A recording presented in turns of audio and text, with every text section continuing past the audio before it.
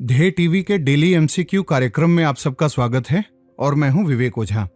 इस कार्यक्रम में हम आईएएस, पीसीएस और अन्य प्रतियोगी परीक्षाओं के बहुविकल्पीय प्रश्नों पर चर्चा करते हैं। तो आइए शुरू करते हैं आज का पहला सवाल। भारत ऑस्ट्रेलिया के द्विपक्षीय संबंधों के संदर्भ में निम्नलिखित में से असत्य कथन कौन सा है? ऑप्शन ए, दोनों देशों के बीच सामरिक साझेदारी समझौता हो चुका है, यानी स्ट्रेटेजिक पार्टनरशिप एग्रीमेंट हो चुका है। बी, दोनों देशों के बीच नाभिकीय ऊर्जा समझौता हो चुका है। सी, दोनों देशों के बीच मुक्त व्यापार समझौता हाल ही में संपन्न किया गया है। या फिर डी, दोनों देशों ने हाल ही में 2+2 वार्ता और होमलैंड सिक्योरिटी डायलॉग संपन्न किया है। इसका उत्तर है डी। व्याख्या देखते हैं। इस प्रश्न को यहां इसलिए दिया गया है क्योंकि हाल ही में भारत और ऑस्ट्रेलिया के बीच में मुक्त व्यापार समझौते को संपन्न किया गया है और यह कहा गया है कि भारत और ऑस्ट्रेलिया के बीच में जो द्विपक्षीय व्यापार एनुअल लेवल पे होगा गुड्स एंड सर्विसेज में, उसे $50 बिलियन बढ़ाकर किया जाएगा। यहां हमें यह जानना जरूरी है कि भारत ने 2+2 वार्ता खासकर अमेरिका, जापान और फ्रांस के साथ की है और वहीं होमलैंड सिक्योरिटी एग्रीमेंट इजराइल के साथ किया है और होमलैंड सिक्योरिटी डायलॉग अमेरिका के साथ करता है। जापान जैसे कुछ देशों के साथ होमलैंड सिक्योरिटी डायलॉग अभी करने की प्लानिंग में है भारत, लेकिन अभी ऑस्ट्रेलिया के साथ होमलैंड सिक्योरिटी डायलॉग संपन्न नहीं किया है, इसलिए डी ऑप्शन सही है। इसके अलावा भारत ऑस्ट्रेलिया का स्ट्रेटेजिक पार्टनर है, जिसका मतलब है कि दोनों देशों ने स्ट्रेटेजिक पार्टनरशिप एग्रीमेंट पर साइन कर रखा है। ऑस्ट्रेलिया भारत को उसके स्पेस प्रोग्राम को मजबूती देने के लिए सहयोग कर रहा है, इसरो को भी सहयोग दे रहा है और दोनों देशों के बीच स्ट्रेटेजिक पार्टनरशिप एग्रीमेंट 2009 में हुई थी, जिसे कालांतर में कॉम्प्रिहेंसिव स्ट्रेटेजिक पार्टनरशिप एग्रीमेंट में बदल दिया गया था। अब बात करते हैं दूसरे सवाल की। चौकड़ी मोदी खाना, जिसका भ्रमण यूनेस्को की टीम ने किया है, कहाँ स्थित है? आपके ऑप्शंस हैं ए राजस्थान, बी मध्य प्रदेश, सी गुजरात या फिर डी उत्तर प्रदेश। इसका उत्तर है सी। व्याख्या देखते हैं। वर्ल्ड हेरिटेज सिटी की सूची में शामिल जयपुर के परकोटे का निरीक्षण के लिए यूनेस्को की टीम हाल ही में चौकड़ी मोदी खाना यानी जयपुर हेरिटेज साइट चौकड़ी मोदी खाना पहुंची। यूनेस्को टीम ने मनिहारों का रास्ता, जो कि एक यहाँ पर प्लेस है, हेरिटेज प्लेस है, मनिहारों का रास्ता से अपना दौरा शुरू किया और यहाँ दिगंबर जैन छात्रावास का जायजा लिया। इसके बाद मनिहारों का रास्ता में गुलाल गोटे और लाख की चूड़ियों की भी जानकारी ली। यूनेस्को टीम के सामने ही स्थानीय लोगों ने स्मार्ट सिटी के तहत हो रहे काम से परेशानी को लेकर विरोध भी जताया। यूनेस्को का यह भ्रमण और उसके बाद उसके द्वारा निकाले जाने वाले निष्कर्ष का प्रभाव और महत्व इस बात में है कि पिंक सिटी जयपुर का विश्व धरोहर स्थल के दर्जे पर आंच न आए और इसके लिए धरोहर स्थल को समुचित संरक्षण देना जरूरी है।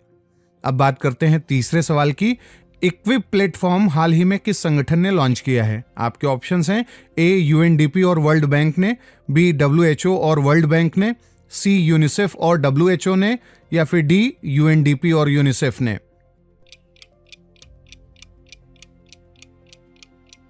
इसका उत्तर है सी। व्याख्या देखते हैं। हाल ही में विश्व स्वास्थ्य संगठन और यूनिसेफ द्वारा इक्विप प्लेटफॉर्म लॉन्च किया गया है, जिसका मकसद मानसिक स्वास्थ्य समस्या के शिकार लोगों को मनोवैज्ञानिक सहायता यानी साइकोलॉजिकल सपोर्ट देना है। डब्ल्यूएचओ का कहना है कि मानसिक स्वास्थ्य में लगाए गए प्रत्येक $1 के बदले में $4 की प्राप्ति हो सकती है। इसका मतलब है कि मानव पूंजी निर्माण को यह मजबूती देगा। डब्ल्यूएचओ का कहना है कि दुनिया में लगभग 1 बिलियन लोग मेंटल डिसऑर्डर से ग्रसित हैं और निम्न आय वाले देशों की 75% आबादी को इसका इलाज नहीं मिल पाता।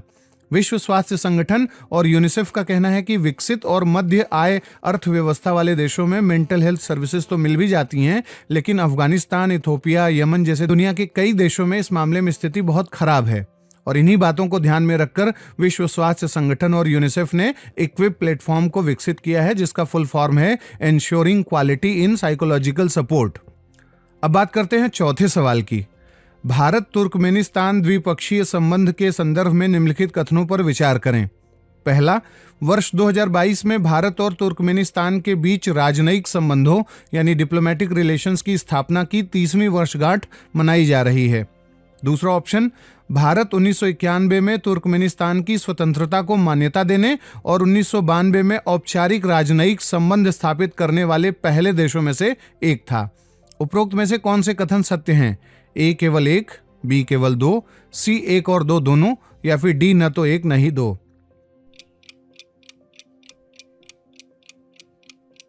इसका उत्तर है सी। व्याख्या देखते हैं। 2022 यानी इस वर्ष भारत और तुर्कमेनिस्तान के बीच राजनयिक संबंधों की स्थापना की 30वीं वर्षगांठ मनाई जा रही है।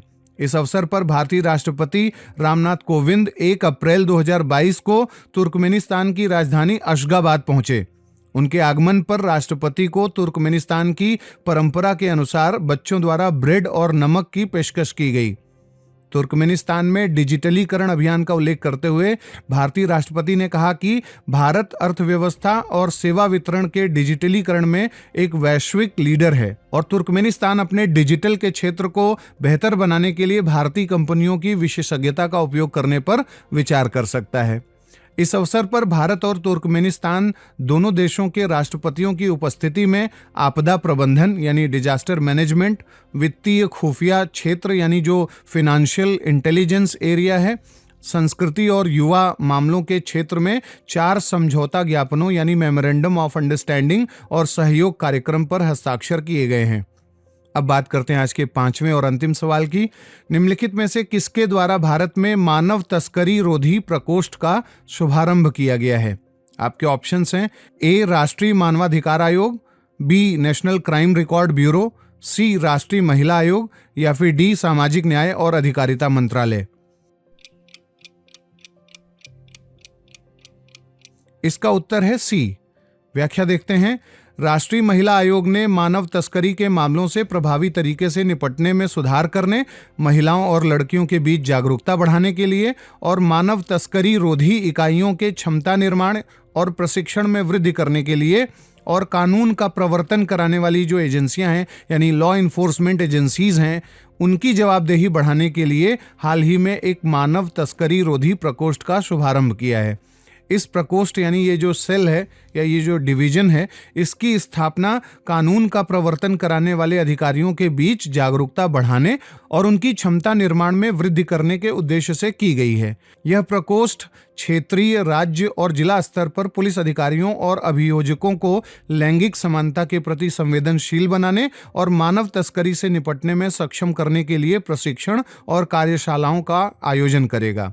आयोग को मिलने वाली मानव तस्करी से संबंधित शिकायतों का समाधान इस प्रकोष्ठ द्वारा किया जाएगा।